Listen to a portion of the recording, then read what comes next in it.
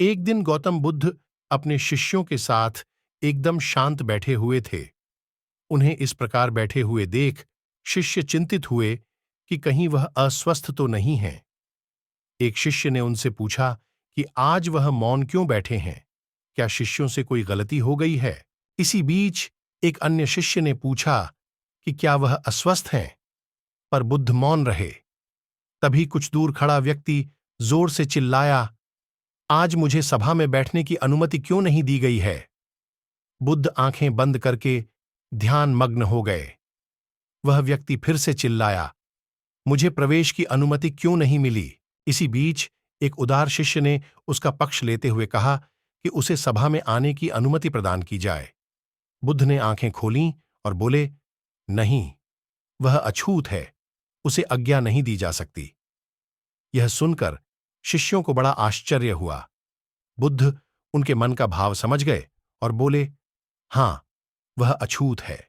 इस पर कई शिष्य बोले, हमारे आश्रम में जात पात का कोई भेद ही नहीं, फिर वह अछूत कैसे हो गया?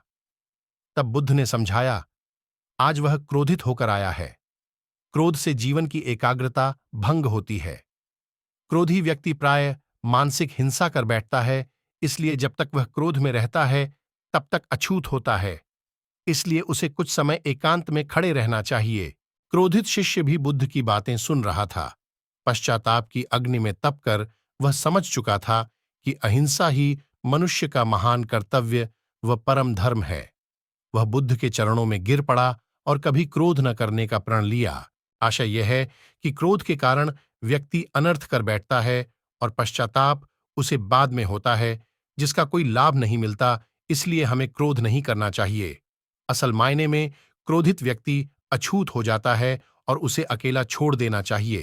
क्रोध करने से तन, मन और धन तीनों की हानि होती है। क्रोध से ज्यादा हानिकारक कोई और वस्तु नहीं है।